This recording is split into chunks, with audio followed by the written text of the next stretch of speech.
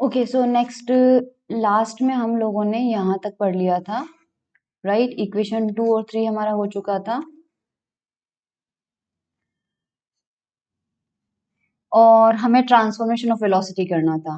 Okay, so transformation of velocity में सबसे पहले देखो, हम इक्वेशन 3 को टी के रिस्पेक्ट में उसका डेरिवेटिव करेंगे, डिफरेंशिएशन करेंगे। सो मैं आपको, let me show you equation number 3। आप एक बार इक्वेशन 3 को देख लीजिए, ठीक है। अब हो क्या रहा है आपके पास में, आपने देखा होगा कि ये तो हमारे पास था s जो कि फिक्स था, और जो हमारे पास था r वो ये वाला था, है ना। उसका x एक्सिस x प्राइम ये था, इसका x ये था, इधर आपके पास i प्राइम है और इधर आपके पास i है, और यहाँ पे बीच में टाइम के साथ में ये एंगल चेंज हो रहा है। तो आप देखिए कि ये जो r है, ये तो आपके पास में अगर पार्टिकल मूव करता है, पार्टिकल इधर उधर मूव करता है, तो इस r का तो सिंपली कितना हो जाएगा, dr बाई dt हो जाएगा। लेकिन इंपॉर्टेंट क्या है, जो dr बाई dt आप तो कर दोगे, पर आप इस बार ये नहीं कर सकते कि आपने सिर्फ x प्राइम y प्राइम और z प्राइम का कर दिया। यही मुझे बताना है कि जब आपने dr बाई dt किया है, तो आप जानते हैं कि जो dr बाई dt है वो पार्टिकल की वेलोसिटी है कौन से फ्रेम में, एस फ्रेम में है, और वो जो एस है वो कौन सा है, फिक्स्ड फ्रेम है। और इस फिक्स्ड के रेस्पेक्ट में जब पार्टिकल मूव करेगा तो x प्राइम चेंज होगा, y प्राइम चेंज होगा, z प्राइम चेंज होगा, अग्री। लेकिन साथ साथ में वो जो r x प्राइम है, y प्राइम है, जो एक्सिस है वो भी तो रोटेट कर रहे हैं। तो जैसे ही आप इसके रेस्पेक्ट में लोगे, s के रेस्पेक्ट में कंटिन्यूअसली आपके पास में capital X prime, capital Y prime और कैपिटल जेड प्राइम जो एक्सिस हैं वो भी चेंज होती रहेगी। और क्योंकि वो चेंज होती रहेगी तो आपके पास आई प्राइम की डायरेक्शन भी चेंज होती रहेगी, जे प्राइम की डायरेक्शन भी चेंज होती रहेगी और के प्राइम डायरेक्शन की भी चेंज होती रहेगी। इक्वेशन 3 का डिफरेंशिएशन करने से पहले ये चीज आपको समझने की आवश्यकता है कि जब आप एस के रेस्पेक्ट में डिफरेंशिएशन करेंगे, अवकलन करेंगे, तो आपके पास आई प्राइम, जे प्राइम और के प्राइम कंटिन्यूअसली चेंज होंगे, क्योंकि वो रोटेशन कर रहे हैं। अगर वो रोटेशन कर रहे हैं तो इनकी जो डायरेक्शन है वो क्या होती रहेगी, चेंज होती रहेगी। और जो चीज चेंज होती रहेगी हमें क्या करना पड़ेगा, उसका डिफरेंशिएशन करना पड़ेगा। ओके, सो नाउ अब देखिए हमने यहाँ पर डिफरेंशिएशन किया है तो dr बाई dt तो आ गया। अब यहाँ पे थोड़ा सा मिसप्रिंट है, मिसप्रिंट का मतलब यहाँ पे इन्होंने केवल आई कैप लिख रखा है, ये आई प्राइम है, ये जे प्राइम है और ये के प्राइम है। तो हमें जब दो चीजों का मल्टीप्लीकेशन दिया हुआ होता है तो उनका डिफरेंशिएशन हम कैसे करते हैं, पहले एक क्वांटिटी का करते हैं दूसरा कांस्टेंट, प्लस दूसरे का डिफरेंशिएशन पहला कांस्टेंट। तो आपके पास यहाँ पे आई प्राइम को आपने कांस्टेंट किया और एक्स प्राइम का डिफरेंशिएशन कर दिया, जे को कांस्टेंट किया, y का कर दिया, k को कांस्टेंट किया, z का कर दिया। उसके बाद में आपने x प्राइम को कांस्टेंट कर दिया, i प्राइम का हो गया, i प्राइम आएगा, j प्राइम आएगा और k प्राइम आएगा। बस ये इक्वेशन 3 का जो डिफरेंशिएशन है वो हमें इक्वेशन 4 में करते वक्त दो टर्म मिले हैं ब्रैकेट के अंदर, उन दोनों का जस्टिफिकेशन और उन दोनों का रियल रीजन आपको पता होना चाहिए। क्योंकि जो s है हमारा फिक्स्ड फ्रेम है, उसके रेस्पेक्ट में रोटेशन वाला फ्रेम जो है जैसे जैसे घूमेगा उसके तीनों एक्सिस घूमेंगे, और जब उसके तीनों एक्सिस घूमेंगे तो उनके जो अलोंग यूनिट वेक्टर्स हैं वो भी घूमेंगे। Okay, now the velocity in S frame, simple सी बात है, अगर हम एस में वेलोसिटी निकालते तो हम उसे v से रिप्रेजेंट करते और वो क्या होता, dr बाई dt होता। और हमने देखा था कि जो r था वो हमारे पास शुरुआत में क्या था, आई कैप x, जे कैप y और के कैप z। तो अगर आप इसको s के रेस्पेक्ट में करोगे तो s के रेस्पेक्ट में कभी भी i चेंज नहीं होगा, j चेंज नहीं होगा और k चेंज नहीं होगा। तो जब पार्टिकल इधर उधर मूव करेगा तो केवल x y z चेंज होंगे। इसलिए जब आप s फ्रेम में डिफरेंशिएशन करोगे तो आपको जो वेलोसिटी है पार्टिकल की वो समीकरण नंबर 5 में जो दी हुई है वही आपको मिलेगी। सिमिलरली अगर आप r में निकालते हो तो देखो r में निकाल रहे हैं, यानी ऑब्जर्वर जो है वो इस बार r में है, तो जब आर घूमेगा ना तो ऑब्जर्वर भी साथ साथ घूमेगा, और अगर ऑब्जर्वर साथ साथ में घूमेगा तो वो ये बोलेगा आई प्राइम नहीं घूम रहा है, जे प्राइम नहीं घूम रहा है, के प्राइम नहीं घूम रहा है। क्यों? क्योंकि जब ये फ्रेम घूमेगा आपने उसी फ्रेम पे बिठा दिया। ये वही बात होगी जब ट्रेन चल रही हो और अगर बाहर प्लेटफॉर्म पे खड़े व्यक्ति को पूछोगे तो वो तो कहेगा ट्रेन चल रही है, लेकिन ट्रेन के अंदर बैठा व्यक्ति बोलेगा कि नहीं नहीं मैं तो चल ही नहीं रहा हूँ, बिल्कुल नहीं चल रहा हूँ। तो वही बात है, जब आपने ऑब्जर्वर को ही आर में बिठा दिया तो उसके हिसाब से तो जब जब आई प्राइम घूमेगा वो खुद भी घूमेगा, तो वो तो यही बोलेगा ना कि आई प्राइम नहीं घूम रहा है, इसलिए उसके रेस्पेक्ट में केवल पार्टिकल घूमेगा। तो जब वी प्राइम निकालेंगे तो हमारे पास वेलोसिटी कितनी आएगी, I prime D X prime by D T, J prime D Y prime by D T, K prime D Z prime by D T, which is equation number 6। Okay, now ये वाला जो term है इसका बाद में थोड़ी सी देर बाद में बताती हूँ, अभी आप सिर्फ वी प्राइम को और फोकस करो इस पे थोड़ी देर बाद आती हूँ क्योंकि ये ऑपरेटर चेंज हो रहा है। देखो हमारे पास इक्वेशन नंबर 6 मिल गया। अब हमें क्या करना है, आप एग्जाम में आप ये वाली चीज यहां से लेके और यहां तक की चीज को आप स्किप कर दीजिए क्योंकि ये आपको कंफ्यूज करेगी और आप एग्जाम में इसको लिख के मत आइए। मैं समझा सकती हूँ लेकिन आप उससे कंफ्यूज हो जाएंगे, तो मैं सोच रही हूँ कि मैं आपको पहले पूरा डेरिवेशन करवा दूं और उसके बाद ये वाली चीज बताऊं ताकि आप इसको स्किप भी कर दो तो कोई समस्या नहीं हो। एग्जाम में ये चीज लिख के आना जरूरी नहीं है। हमें क्या करना है, हमें निकालना है इनकी वैल्यूज। ठीक है, हमें निकालना है इनकी वैल्यूज। हमें निकालना है D I prime upon D T. ठीक है, तो अब हमें यहाँ पर देखिए कोई चीज है ना, कोई मान लीजिए हमारा जो फ्रेम ऑफ रेफरेंस है या फिर कोई पार्टिकल है, जब वो रोटेट करता है तो अगर वो ओमेगा एंगुलर वेलोसिटी से रोटेट करता है, अगर वो ओमेगा एंगुलर वेलोसिटी से रोटेट करता है और उसका जो पोजीशन वेक्टर है वो मान लीजिए आर कैप है, तो आपने सर्कुलर मोशन के लिए पढ़ा होगा कि उसकी जो लीनियर वेलोसिटी होती है वो होती है ओमेगा क्रॉस आर। अब आपका यहाँ पर मान लीजिए जब वो are capital are rotation frame जो फ्रेम ऑफ रेफरेंस है वो रोटेट कर रहा है आपका, तो आपका कौन कौन रोटेट कर रहा है, आई प्राइम भी घूम रहा है, आपका जे प्राइम भी घूम रहा है, आपका के प्राइम भी घूम रहा है। ये भी किससे घूम रहा है, ओमेगा से। ये भी किससे घूम रहा है, ओमेगा से। ये भी किससे घूम रहा है, ओमेगा से।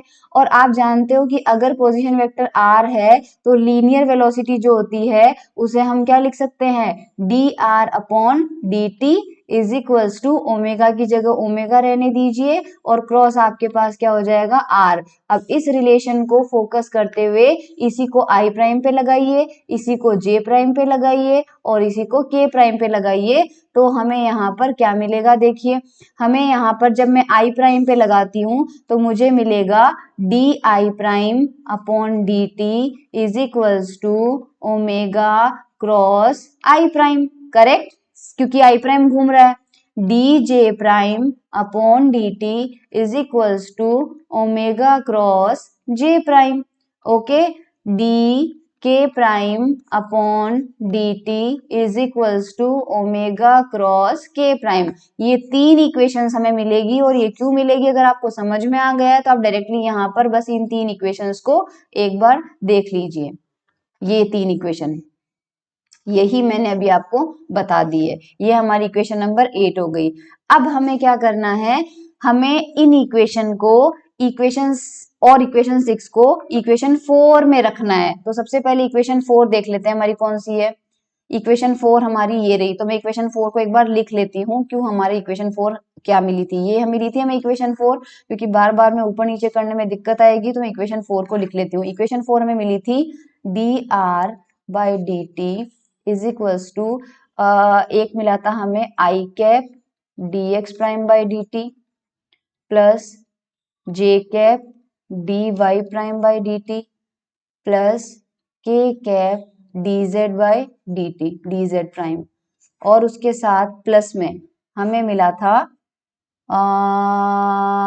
D I prime by D T X prime D J prime by D T Y prime D K prime by D T Z prime. ये मैं सॉरी ये तो हमें मिला था इक्वेशन 4। अब हमें इसके अंदर एक तो जो ऊपर वैल्यूज मिली है ये रखना है और एक हमें इक्वेशन नंबर 6 लिखना है। तो इक्वेशन 6 को देख लेते हैं क्या है। इक्वेशन 6 भी हमें रखना पड़ेगा। इक्वेशन 6 देख लेते हैं। यस, इक्वेशन 6 ये कहता है कि जो भी आपके पास, इक्वेशन 6 को एक बार ध्यान में देखिए। इक्वेशन 6 आपके पास ये कह रहा है, ये रहा, ये वाला जो पोर्शन है, इस पोर्शन को आप लिख सकते हो v प्राइम, यानी जो i prime dx prime by dt है उसे हम क्या लिख सकते हैं, v प्राइम।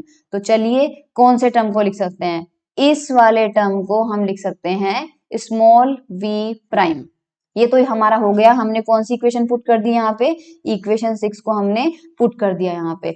अब हमारा काम है इसकी वैल्यू रखना। इसकी वैल्यू जस्ट हमने अभी निकाली है, क्योंकि D I prime by D T की वैल्यू हमने निकाली थी, वो कितनी थी, ओमेगा क्रॉस आई प्राइम, साथ में हमारे पास क्या है एक्स प्राइम, प्लस बाकी की वैल्यू रखते हैं। इसकी वैल्यू हमने अभी अभी निकाली थी ओमेगा क्रॉस जे प्राइम, और साथ में कितना है Y prime, plus omega cross K prime, क्या आएगा साथ में जेड प्राइम। Yes, great.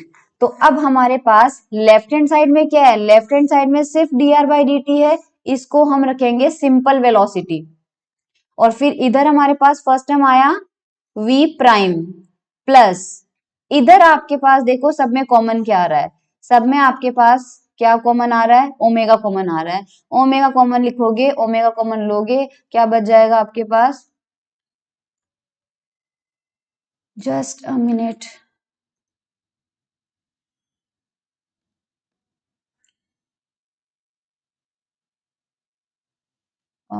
कहाँ गया, यस,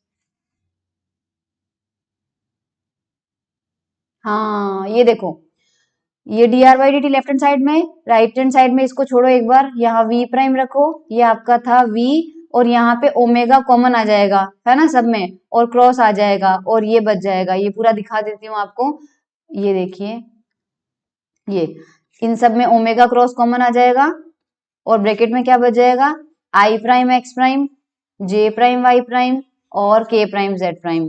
तो वो मैं लिख नहीं रही हूँ, यहाँ पे दिखा दे रही हूँ, ये लो आपके पास आ गया।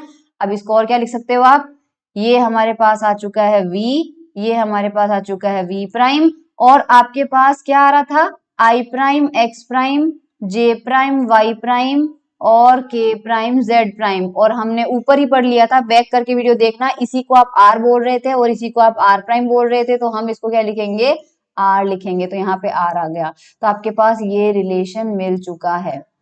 अब ठीक है, यहां से ये मिल गया, हमें v प्राइम निकालना था, तो v प्राइम है, this is called the transformation of velocity. अब मैं एक चीज आपको बता देती हूँ कि यहाँ पर इन्होंने क्या किया है, जब भी आपने s फ्रेम में वेलोसिटी निकाली तो उसको उन्होंने लिखा है dr बाई dt, ओके। और जब आपने यहाँ पे r में वेलोसिटी निकाली है तो इन्होंने v प्राइम लिखा है ना, और उसमें इन्होंने r को तो एज इट इज रखा है। तो अगर मैं r को एज इट इज रखूंगी और सब कुछ एज इट इज है, तो इससे तो मेरा v और v प्राइम बराबर आ जाएगा, और वो बराबर नहीं हो इसके लिए एक चीज आप चेंज करोगे, इसलिए इन्होंने जो ऑपरेटर है, संकारक है d बाई डी टी, उसको अलग कर दिया। तो s में तो simple d by D T लिया है और r में क्या लिया है, d prime by D T. अब आपको जहां पर भी d prime by D T दिखे उसका मतलब समझ जाना कि d prime by D T जो है वो r फ्रेम के अंदर ऑपरेटर है, संकारक है, और s में जो है वो d बाई डी टी है। इसलिए मैंने कहा था कि उस टाइम कंफ्यूजन होगा, लास्ट में बताएंगे। ट्रांसफॉर्मेशन ऑफ एक्सेलरेशन पे अब चलते हैं अपन। 90 नंबर पे हमें समझ में आ गया कि यहाँ पे इक्वेशन नंबर 9 को देखिए, D R by D T is equal to D prime by D T R is plus omega cross R. तो ये हम एक बार लिख लेते हैं वापस, ये लिख लिया, ओके। इक्वेशन नंबर 9 को हमने लिखा है।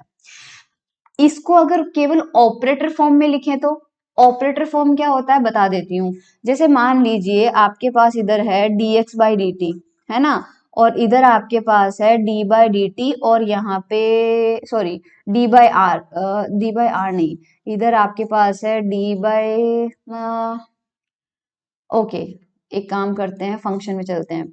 जैसे d बाई डी टी है, ठीक है, इधर कोई फंक्शन है आपके पास f, है ना, और यहाँ पे है d बाई डी एक्स, और वो भी आपके पास क्या है, फंक्शन है। तो क्या होता है कि ये f जो है इसे तो कहते हैं फंक्शन, और ये जो डी बाई डी टी और डी बाई डी एक्स है इसे कहते हैं ऑपरेटर। ये ऑपरेटर जब इस फंक्शन पे ऑपरेट होता है तो आपको कुछ रिजल्ट मिलता है। तो हम इस फंक्शन को हटा दें तो हम केवल अगर ऑपरेटर को बराबर करें तो इट इज पॉसिबल। यहां पर यही किया है, देखिए ये भी आर पे ऑपरेट हो रहा है, ये भी आर पे ऑपरेट हो रहा है और ओमेगा क्रॉस भी आर पे हो रहा है। तो केवल अगर हम ऑपरेटर के फॉर्म में लिखें तो यहाँ पे क्या आएगा डी बाई डी टी, यहां से क्या आएगा D prime by D T और यहां से क्या आएगा सिर्फ ओमेगा क्रॉस, एक्स नहीं है ये क्रॉस है, ए क्रॉस बी वाला होता है ना, ए वेक्टर क्रॉस बी वेक्टर, तो यहाँ पे हमने सिर्फ ए और क्रॉस लिखा है, एक्स नहीं है, तो ये हमें ऑपरेटर फॉर्म में मिल गया। ठीक है, अब हम एस फ्रेम में एक्सेलरेशन निकालते हैं। एस फ्रेम में एक्सेलरेशन हमारा ए होता है और जाहिर सी बात है वो कितना होता है D by D T D R by D T. अब डी बाई डी टी की जो वैल्यू है वो तो इक्वेशन नंबर 11 से आपको मिल चुकी है, तो वो वैल्यू एज इट इज देखो यहाँ पर पुट हो चुकी है। ठीक है, और फिर आपके पास नेक्स्ट क्या है D R by D T है, तो आपको क्या करना पड़ेगा वापस से डी बाई डी टी की वैल्यू रखनी पड़ेगी लेकिन आर के ऊपर उसको अप्लाई करते हुए, तो D prime by D T आ जाएगा और वो देखो आर पे ऑपरेट हो गया और ओमेगा क्रॉस भी जो है वो किस पे हो गया आर पे। अब हमें कुछ नहीं करना है, हम इस राइट हैंड साइड वाले को सॉल्व करना है। तो लेफ्ट हैंड साइड में हमारे पास ए आ जाएगा, यहां से हमारे पास कितना आ जाएगा D two R by D T square, और इसको मैं आपको थोड़ा सा सॉल्व करके बता देती हूँ थोड़ा सा डिटेल में, है ना। हमें दो टर्म सॉल्व करने, हमें मिला है D prime by D T plus क्या था प्लस ओमेगा क्रॉस, एक तो हमें ये मिला था और ये किस पे अप्लाई हो रहा था D prime R by D T plus omega cross R, इसको थोड़ा सा हमें अप्लाई करना है क्योंकि ये सिंपल मल्टीप्लीकेशन नहीं है। तो देखो सबसे पहले इसको इस पे अप्लाई करते हैं तो क्या मिलेगा, इधर भी D prime by D T है, इधर भी D prime by D T है और किस पे अप्लाई हो रहा है आर पे, तो क्या मिलेगा D prime two R upon D T square. ठीक है, फिर यही वाला पार्ट हमारा अप्लाई होगा सेकेंड वाले पे। अब ओमेगा को हमने क्या माना है कांस्टेंट माना है, ओमेगा क्या था कांस्टेंट, लेकिन ऑर्डर चेंज नहीं होता है, जब वेक्टर क्वांटिटी पे डिफरेंशिएशन लगता है तो ऑर्डर चेंज नहीं होता है। तो हमारे पास यहाँ पे क्या मिलेगा ओमेगा तो बाहर ही रहेगा क्रॉस, और ये जो D prime by D T है ये किस पे लगेगा सिर्फ आर पे, तो D prime R upon D T. ठीक है, अब मैं कलर चेंज थोड़ा सा कर लेती हूँ ताकि नेक्स्ट हमें अलग मिले। ये तो हमारा हो गया, इसका तो काम डन हो गया, ये तो दोनों पे अप्लाई हो गया। ठीक है, अब हम करते हैं ओमेगा वाले को इस पे अप्लाई। ठीक है, तो ये हमें मिलेगा plus omega cross D prime R by D T plus, अब ये ओमेगा इस पे जाएगा तो हमें मिलेगा ओमेगा क्रॉस आर। ये चार टर्म हमें मिले हैं। ओके, अब इन चार टर्म में आप ध्यान से देखिए तो ये दोनों टर्म सेम है, तो हमें मिल रहा है D prime two R upon D T square plus twice of omega cross D prime R upon D T plus omega cross R. अब ये वाली जो एक्सप्रेशन है ये मैं आपको दिखा देती हूँ बुक में, तो हमें मिला है ये रहा D two R by D T square two omega D R by D T plus omega cross R. Okay, और ये हमें कब मिला था D omega by D T हमने 0 माना था क्योंकि ओमेगा हमारा कांस्टेंट था। ठीक है, ओके, नाउ हमारा एक्सेलरेशन वाला पार्ट कंप्लीट होने वाला है। तो अब हम देखो इस टर्म की जगह एज इट इज ये आ गया है, ये भी इसी का ही पार्ट है, ये प्राइम में लगा हुआ है, डी प्राइम में लगा हुआ है, D prime two R upon D T square, उसको हम क्या बोलेंगे ए प्राइम बोलेंगे। ठीक है, तो इसकी जगह हमारा आ गया ए प्राइम, यहाँ पर two omega as it is है। ठीक है, और ये देखो क्या लिखा हुआ है D prime R upon D T, इसको आपने अभी थोड़ी देर पहले क्या बोला था वी प्राइम बोला था, वी प्राइम बोला था, तो टू ओमेगा क्रॉस वी हो जाएगा, तो ये two omega cross V prime आ गया। और ये थर्ड वाला पार्ट है, इसको हमने एज इट इज ले लिया इक्वेशन नंबर 12। ओके अब यहाँ से ए प्राइम की वैल्यू निकालनी है, ए प्राइम की वैल्यू निकालेंगे तो बाकी सारे टर्म को उधर ले जाओ, तो ये ए प्राइम की वैल्यू आ जाएगी इक्वेशन नंबर 13 और ये आपका कहलाता है ट्रांसफॉर्मेशन ऑफ एक्सेलरेशन। अब इसमें कौन कौन से टर्म किस किस टर्म को रिप्रेजेंट करते हैं वो थोड़ा सा देख लीजिए। जो ये है पार्ट कौन सा, ये वाला पार्ट, ये पार्ट रिप्रेजेंट करता है कोरियोलिस एक्सेलरेशन, बताएंगे इसके बारे में। So this is called Coriolis acceleration, ठीक है, किसका, पार्टिकल का है। और क्योंकि यहाँ पे v प्राइम आया है और v प्राइम किस पे वेलोसिटी थी, कैपिटल आर में थी, इस वजह से इसका नाम क्या रखा है, Coriolis acceleration of particle in frame R. Capital R निर्देश तंत्र में पार्टिकल का कोरियोलिस त्वरण। और ये जो है ना ओमेगा क्रॉस ओमेगा आर, इसको हम बोलते हैं सेंट्रीपिटल एक्सेलरेशन, अभिकेंद्रीय, या फिर इसको सेंट्रीफ्यूगल भी बोलते हैं क्योंकि ये उस साइड में जाता है तो प्लस हो जाता है। एनीवेज अब हम ट्रांसफॉर्मेशन ऑफ फोर्स करेंगे तो मैं आपको नहीं समझाऊंगी, जो आपके पास ऊपर इक्वेशन है उसको पूरा m से मल्टीप्लाई कर दीजिए तो आपको ये मिल जाएगा। तो प्राइम वाले को f बोल दो, इसको f बोल दो, ये एज इट इज रहेगा, ये भी एज इट इज रहेगा। ये माइनस वाला पार्ट जो है ये आपका कोरियोलिस फोर्स हो गया। और ये देखो जब उस साइन को, जब ये जो चीज मुझे बतानी है ओमेगा क्रॉस ओमेगा आर को जब आप पॉजिटिव साइन के साथ में बोलोगे तब तो आप इसका नाम दोगे सेंट्रीपिटल, बट यहाँ माइनस साइन इंक्लूड किया है, माइनस साइन इंक्लूड करते ही उसका साइन चेंज हो जाता है। और सेंट्रीपिटल यानी अभिकेंद्रीय बल का ऑपोजिट क्या होता है, अपकेंद्रीय होता है, इसलिए कौन सा फोर्स हो गया, सेंट्रीफ्यूगल फोर्स। अब ये कोरियोलिस फोर्स जो है ये क्या है, this force is a fictitious force, यानी ये जो कोरियोलिस फोर्स है ये रियल में नहीं लगता हुआ है, ये लगता हुआ प्रतीत होता है। किसकी वजह से, जो रेफरेंस फ्रेम आर है वो मूव करता है, उसके अंदर जब पार्टिकल मूव करता है तो ये उस पे लगता हुआ प्रतीत होता है। और ये सेंट्रीफ्यूगल फोर्स है, ये फोर्स जो है वो आपका फ्रेम ऑफ रेफरेंस खुद मूव कर रहा होता है, उसकी वजह से लगता हुआ प्रतीत होता है। तो ये भी आपका सूडो फोर्स है, ये भी आपका सूडो फोर्स है, इसका नाम कोरियोलिस फोर्स है, इसका नाम सेंट्रीफ्यूगल फोर्स है। डिटेल में मैं आपको थोड़ा सा इसके बारे में बताना चाहूंगी कि कौन सा फोर्स कब लगेगा। ओके तो देखिए जब आपका रेफरेंस फ्रेम कौन सा आर वाला है जो कि क्या हो रहा है, घूम रहा है, रोटेट हो रहा है, ठीक है। अब एक एग्जांपल देती हूं, जो घूमने वाला झूला होता है, कोई प्लेटफॉर्म होता है, पार्क में हम देखते हैं एक प्लेटफॉर्म होता है ना, उस पे हम खड़े हो जाते हैं, सिर्फ हम खड़े हैं। लेकिन अगर किसी ने उस प्लेटफॉर्म को, उस झूले को घुमाया और हम चुपचाप खड़े हैं, अब चुपचाप हम खड़े हैं इसलिए v प्राइम 0 है, क्योंकि v प्राइम किस में वेलोसिटी होती है, घूमने वाले फ्रेम में। अब घूमने वाले फ्रेम पे तो हम चुपचाप खड़े हैं तो v प्राइम तो 0 हो जाएगा। तो आपका जो है 2 ओमेगा क्रॉस v प्राइम, ये वाला फोर्स तो क्या हो जाएगा, 0। यानी कि जब कोई पार्टिकल घूमते हुए फ्रेम में एक जगह चुपचाप खड़ा हो, रेस्ट पे हो, खुद के पास वेलोसिटी नहीं हो, यानी कि r के रेस्पेक्ट में अगर किसी पार्टिकल की वेलोसिटी 0 होती है तो उस पे कोरियोलिस फोर्स नहीं लगता है।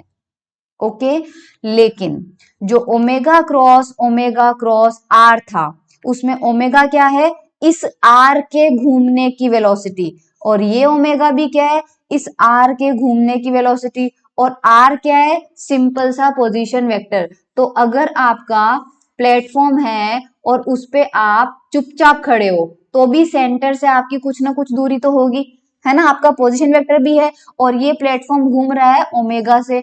तो चाहे आप वहां पे चुपचाप खड़े रहो, चाहे आप घूम रहे हो, ये सेंट्रीफ्यूगल फोर्स आप पे हमेशा लगेगा अगर अगर आपका रेफरेंस फ्रेम घूम रहा है। तो दोनों में अंतर समझ में आया। दोनों ही फोर्स कब लगते हुए प्रतीत होंगे, जब आप किसी रोटेटिंग फ्रेम में हो। लेकिन दोनों की कंडीशन है, एक की कंडीशन है कि रोटेटिंग फ्रेम में भी अगर आप एक जगह खड़े हो तो आप पे केवल सेंट्रीफ्यूगल लगेगा, और अगर रोटेटिंग में भी आप घूम रहे हो तो आप पे कोरियोलिस लगेगा। तो कोरियोलिस की कंडीशन अब आपको समझ में आ गई होगी। अब यहाँ पे कुछ नहीं है, ये ए बी और सी जो है वो बस कंडीशंस है। कोरियोलिस फोर्स कब ज्यादा होगा कब कम होगा, तो हमें पता है कि माइनस का 2 ओमेगा, सॉरी माइनस का 2m omega cross v prime था। तो यहाँ पे ओमेगा और v प्राइम के बीच में अगर एंगल थीटा है, तो कोरियलिस फोर्स कितना लगेगा, क्रॉस है तो साइन थीटा लगेगा, तो माइनस का 2m, ये कोरियलिस फोर्स का मैग्नीट्यूड आपके पास कितना आ जाएगा, इतना आ जाएगा। थीटा 90 है तो इसका वैल्यू ये आ जाएगा, और थीटा अगर 0 है तो इसका वैल्यू ये आ जाएगा, जो कि अब आप कर सकते हो। नेक्स्ट टॉपिक हमारा सिलेबस के अकॉर्डिंग है मोशन रिलेटिव टू अर्थ, बहुत इंपॉर्टेंट है ये भी। देखो अर्थ जो है हमें पता है वो वेस्ट से लेके ईस्ट की तरफ, सॉरी ओके, वी नो, हमें पता है कि जो अर्थ है वो रोटेट करती है फ्रॉम वेस्ट टू ईस्ट, खुद की एक्सिस के अबाउट, है ना। ये हमारी अर्थ है और ये एक्सिस है और इसके अबाउट ये रोटेट करती है, और नॉर्थ साउथ को पोल करने वाले, और एक पूरा रोटेशन अपनी एक्सिस पे कितना टाइम लेती है, 24 आवर्स। तो अगर आपने कोई भी रेफरेंस फ्रेम अर्थ से जोड़ा तो वो कैसा होगा, वो रोटेटिंग ही होगा, क्योंकि चाहे आपका फ्रेम ऑफ रेफरेंस रोटेट कर रहा हो या नहीं कर रहा हो, वो तो अर्थ पे रखा हुआ है। हम किसी भी चीज को ऑब्जर्व अर्थ से ही तो कर सकते हैं, अर्थ पे ही तो खड़े होके करेंगे। लैब होगी आपकी, जो भी आपका है ऑब्जर्वेशन सिस्टम, जहां पर भी रखोगे वो होगा तो अर्थ पर ही, तो वो रोटेट तो करेगा। इसका मतलब ये तो तय है कि जितने भी फ्रेम ऑफ रेफरेंस अर्थ पे होते हैं वो सारे कौन सी कैटेगरी में आएंगे, नॉन इनर्शियल में आएंगे, रोटेटिंग फ्रेम में आएंगे, ठीक है। अर्थ जो है वो सन के अबाउट भी रोटेट कर रही है, लेकिन जो हम खुद की एक्सिस पे घूमती है वो थोड़ा फास्ट घूमती है, ऑब्वियसली 24 घंटे में घूम जाती है, और सन के अबाउट घूमने में कितना टाइम लगता है, 365 दिन। तो हम मान लेते हैं हमारे कन्वीनियंस के लिए कि अर्थ जो है वो सन के अबाउट नहीं घूमती है, क्योंकि वो टाइम भी ज्यादा लग रहा है उसको, तो हम केवल उसको मानेंगे कि वो अपनी एक्सिस पे घूम रही है। तो चलो एक तो हमारा काम थोड़ा सा कम हो गया कि अर्थ का जो रोटेशन है वो एक ही टाइप का है। अब क्योंकि वो रोटेट कर रही है, इसलिए अगर अर्थ पे हम खड़े हैं या फिर हम रोड पे चल रहे हैं, रोड पे चलने का मतलब हम एक ऐसे फ्रेम में चल रहे हैं जो खुद रोटेट कर रहा है। तो अभी मैंने समझाया आपको कि रोटेटिंग फ्रेम में अगर कोई पार्टिकल चलता है या मूव करता है तो उस पे दो फोर्स लगेंगे। तो पहला कौन सा लगेगा, सेंट्रीफ्यूगल लगेगा, और ये चाहे आप खड़े हो चाहे आप चल रहे हो सब पे लगेगा। इसलिए यहाँ क्या लिखना है आपको, दिस फोर्स अपीयर्स, हमेशा यह ध्यान रखना अपीयर्स लिखना बहुत जरूरी है, क्योंकि ये स्यूडो फोर्सेस है, ये रियल फोर्सेस नहीं है। तो this force appears to act on the particle which are moving और नॉट, चाहे वो मूव कर रहे हैं या नहीं कर रहे हैं, सेंट्रीफ्यूगल फोर्स उन पे लगेगा। कोरियोलिस फोर्स की बात करें तो this force appears to act on the moving particles only. ये भी मैंने रीजन बता दिया कि केवल मूविंग पार्टिकल पे ये लगेगा, और क्यों लगेगा क्लियर है।